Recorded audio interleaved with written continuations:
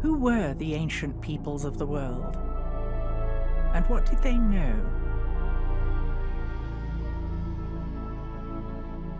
Egyptology tells us that the pyramids were built around 2500 BC.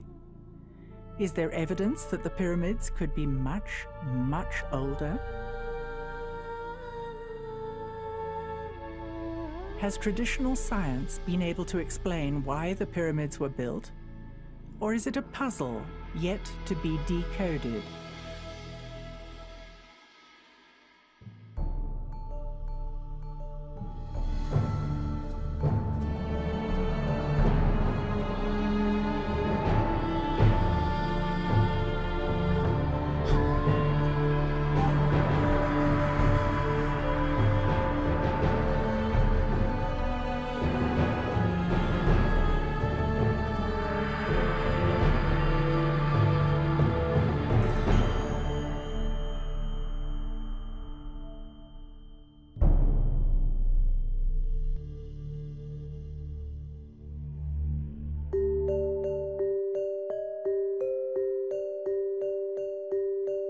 At the geodesic center of the world, at the mouth of the Nile Delta, there are pyramids built by an early civilization clustering at 6 distinct sites.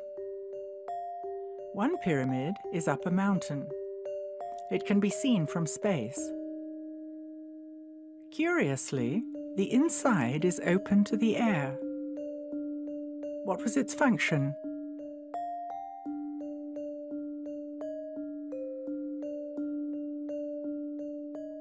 Most people are familiar with the Giza Plateau and the Sphinx, but are not aware of their connection to the other sites. The sites run parallel to the fertile band along the Nile. Some sites are unknown, isolated in the middle of the desert. Other sites are known, but are only partially excavated.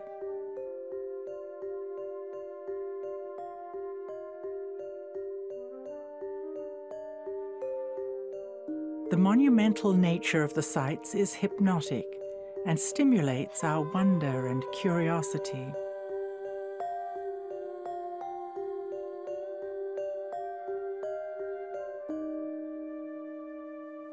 All the sites show evidence of sophisticated engineering, advanced technology, and monumental architecture.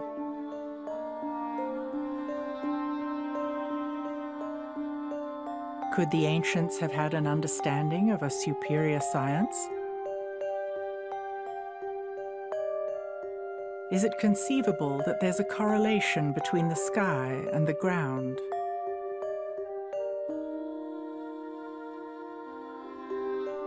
Why do we understand so little about the Egyptians? We are told their technology was primitive, yet the temple walls show the ancients making precise calculations. There is plenty of evidence that paints a fuller picture. Let's go and see for ourselves.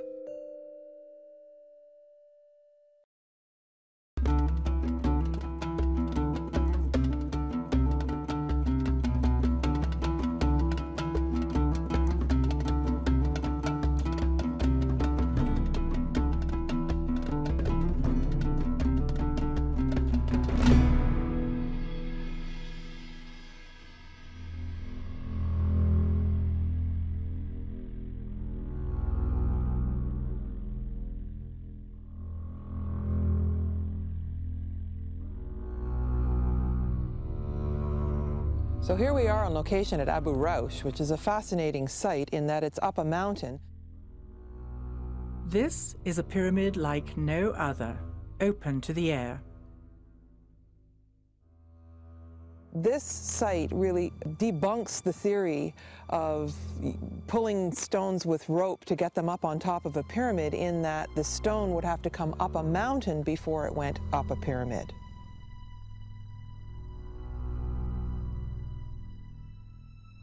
This site is largely isolated and abandoned, and many people don't even know it's here. There's no booth, there's no guard, there's nobody up here. And I think it's meant to be largely forgotten because it really comes head to head with the theory about the way the pyramids were built.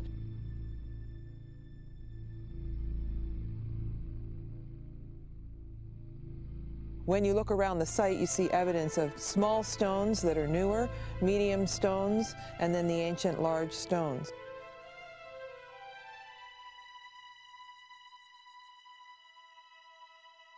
At Abu Raush, we can see evidence of machine tool marks. We know the granite came from distant quarries. The polished, concave slabs of stone could not possibly have been made with chisels. This is not the only example of machine tooling. We're now going to go inside the pyramid. We're walking along this ledge. And what we'll see is there's a passageway here that goes down into the pyramid, even though it's open and exposed. So let's go down.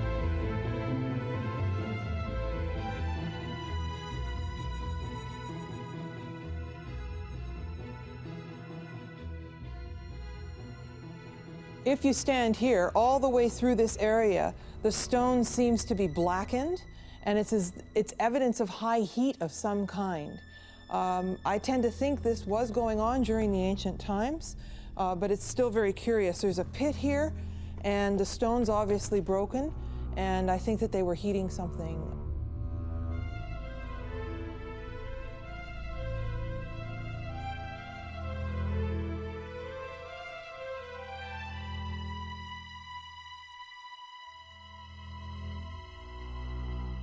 This is the northern point of the Band of Peace. It's the top pyramid in a series of 22 pyramids that go from north to south.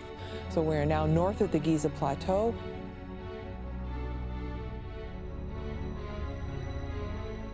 As you can see on this map of the Band of Peace, all these sites trace the shape of the River Nile.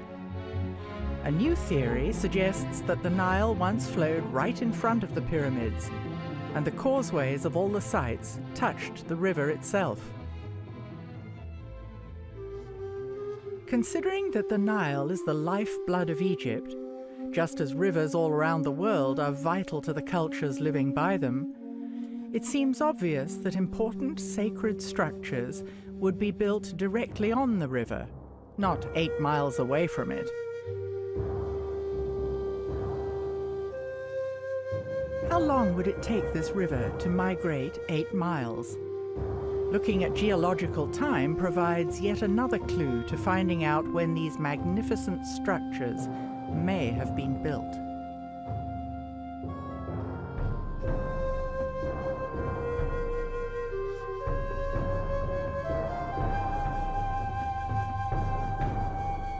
This probably was a seabed, and that the mouth of the Nile started here and that moved along in front of all these pyramids.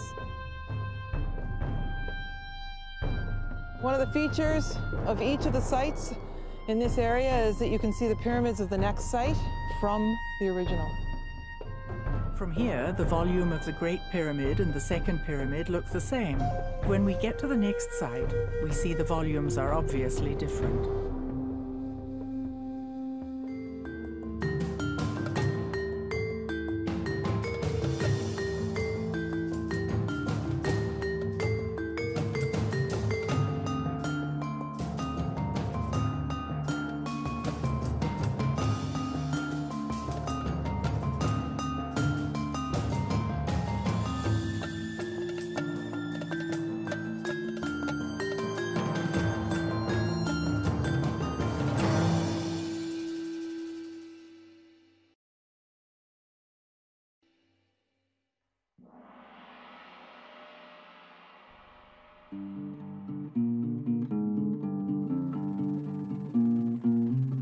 It's hard not to be amazed by the pyramids of the Giza Plateau. The Great Pyramid covers 13 acres. It was constructed of 2.3 million stones weighing up to 200 tons each. must have had a level of engineering science that it was unbelievable compared to what we have now.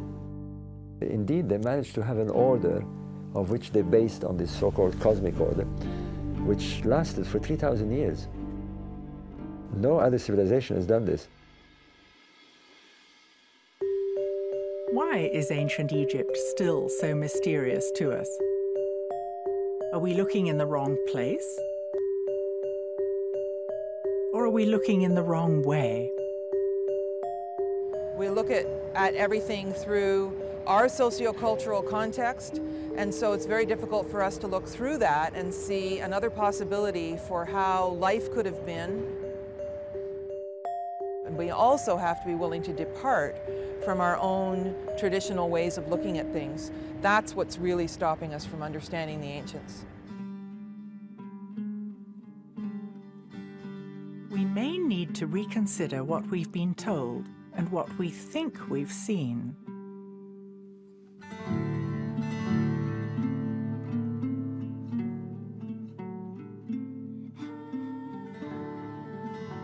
For example, instead of thinking that the Egyptians put the causeway at an angle because the Sphinx was in the way, we could consider another reason. At summer solstice, the sun rises along the causeway in front of the Great Pyramid and moves across the sky, setting between the Second and the Great Pyramid, making it hotter in summer. In the winter, the sun rises in line with the Grand Causeway by the Second Pyramid and sets between the Second and Third Pyramids, making a short trajectory, resulting in cooler weather.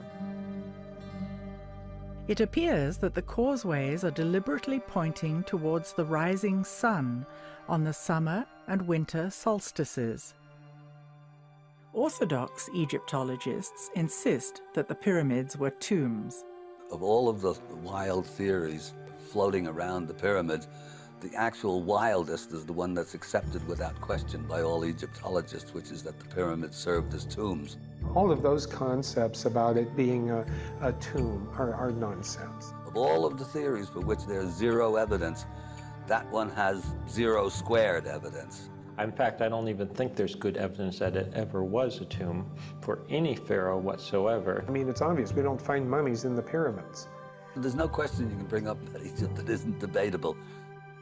The Egyptians themselves, in at least one stone tablet and one papyrus, tell the story that ancient Egypt is much, much older than the Egyptologists think it is. Where the Great Pyramid sits, I believe, is on a much more ancient site. Under the Great Pyramid to this day is the descending passage in the subterranean chamber. I think there's very good evidence that that was carved out in what we would call pre-dynastic times. That goes back to a very ancient date. Based on the hieroglyphics that we have, the second pyramid was in many ways regarded as the primary pyramid on the Giza Plateau. Actually, from many angles on the Giza Plateau, the second pyramid is dominant. The structure underneath it, or the base of it, was older than even the Great Pyramid. There was a platform type structure where the second pyramid is now. You can see from the platform that it's larger than the pyramid, suggesting there was once something else there. Around the base is a ring of granite, red granite, and at least from what I've seen in Egypt, this is something that was often used around the bases or on structures when they were renewing them, they were refurbishing them, they were taking older structures, re-energizing them, rebuilding them. It's demonstrable in that this second pyramid is very definitely built in at least 2 stages, the third built in 2 or more stages. I mean, we really don't at the moment have anything to even provisionally to date them with. With the Sphinx, we do. Looking at the weathering on the Sphinx and the Sphinx enclosure, that weathering was clearly formed by runoff from rain, from precipitation. We have the severe weathering, which 99% of the geologists of the world who've heard our evidence concur that it is indeed water weathering and precipitation induced. So it has to have been done by heavy rainfalls in the distant past, and the question then is, how distant was that past? That runoff is coming from up on the plateau. Follow up the plateau northwest of the Sphinx, you ultimately hit the Great Pyramid. The natural topography is the water would run down the back of the Sphinx enclosure, and that's where you see the greatest amount of water precipitation weathering. To have that surface hydrology, you need to have the plateau relatively intact. Now, if you look, currently there's a big quarry interrupting the water flow. So we know that the water flow that was causing that weathering had to occur before that quarry existed. That quarry is well known Egyptologically by inscriptions, etc. That was a quarry that was used when the Great Pyramid was built. So that means that the Sphinx must have been carved earlier. The water was still running off, running down the back of the enclosure wall and causing that weathering before that quarry was a quarry, which means that occurs before the Great Pyramid was built. Basically, we have right there disrupted the traditional chronology. Even Egyptologists agree that the Giza Plateau has a unified ground plan. How does the Great Pyramid display evidence of this correlation? I do think when it was what we would call partially built, it was used as an astronomical observatory. The Grand Gallery, perfectly aligned north-south, opening to the southern sky, would have made a wonderful observational tube, essentially, looking up into the sky. We have shafts pointing to certain stars, Orion's Belt, Sirius. We know the stars because they're mentioned in the text. We therefore can use precession astronomy to place the stars back in alignment with these monuments, in this case the pyramids, for example. The Great Pyramid stands exactly at the center of the largest land mass on the planet. Yet, we had no idea of the position of continents until 600 years ago. How could they have known? I've shown that Giza, if interpreted as being Orion's belt counterpart, then the layout of the three pyramids, as they are to the ground meridian, would fit a celestial meridian of these stars at 10,500 BC. They reach the very lowest point in their up and down move. Looking east, you had the Sphinx looking at the constellation of Leo. So you have two major monuments on the same site, looking at constellations that are representative of these features on the ground in the sky. We have evidence that they did it, and the alignments were there. Now, could the pyramid builders have been aware of these alignments? Or why not?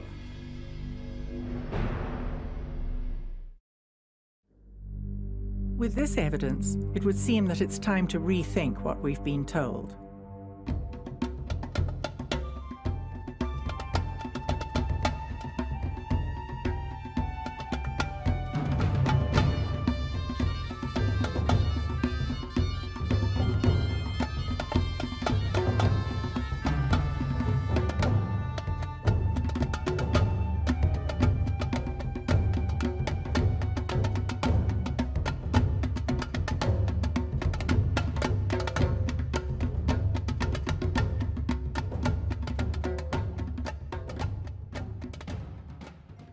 Here we are at Abu Ghurab. You can see that there's no road, no ticket booth, no nothing. This is a very isolated area.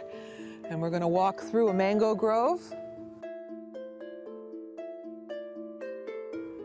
If you were to get on a camel and ride south from Giza Plateau, you'd come up over the sand dune and see these other pyramids. So as we approach up here, you see a pile of rubble, but really what it is the base of the largest obelisk that ever was in Egypt.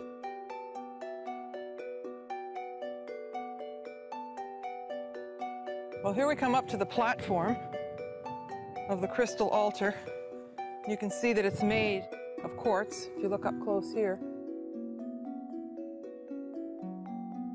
These little bits of crystal are coming right off it. And then we have a laser cut 6-foot circle in the middle. And then these points, these huge slabs, these pointing to the 4 cardinal directions, made out of single solid pieces of quartz. So here we have some stone basins that were found by Sir Walter Emery years and years ago, and the Department of Antiquities lined all these up with the idea of maybe bringing them to the museum, and they really didn't know what to call them or what they were, so they just decided to leave them here, and they've been here ever since. But if you look at the features on these, they're actually made out of quartz crystal. We'll look up close at some of the places, but when there's little fragments that break off, it's actually a hunk of quartz. And there are these little holes inside, and they say that they were for animal sacrifices and the blood would drip through. I don't know. I really don't think that's what happened. No one has ever come up with a theory that satisfies me about what they're for. Is there anyone who knows more about this area?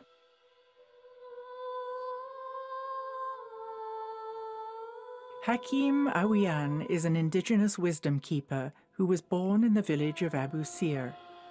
He trained in Europe as an archaeologist. Hakim lived his whole life in the area known as the Band of Peace.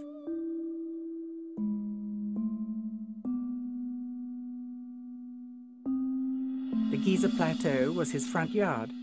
1936-37, the Sphinx then was covered with sand up to the neck, and there was my playing yard. There are tunnels. I used to walk in these tunnels. In water, I used to crawl sometime because it's narrow. At Abu Jarab, we have a crystal altar, a round disc in the middle of 4, a symbol of Hotep. And the word Hotep means peace and food. This round disc, it's a lid on a shaft about 180 feet deep to the level of the ocean. And that is still running water in there, and you can feel it while you're in the area. These instruments were not found in a line like you see today, it's 9 of them, but they found around the area. And there is still some more to be found. And then we have oldest obelisk located in Egypt.